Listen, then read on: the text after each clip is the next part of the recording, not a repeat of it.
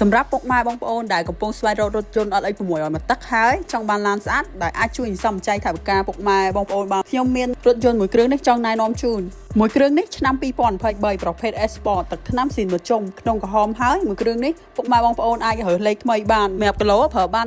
12000ម៉ៃខាងឃ្លាំងធានាជូនសម្រាប់ option វិញគឺមានទាំងអស់បច្ចេកពីក្រៅបាន25 speaker slide counter blind spot កៅអី3ជួរចុចអូតូ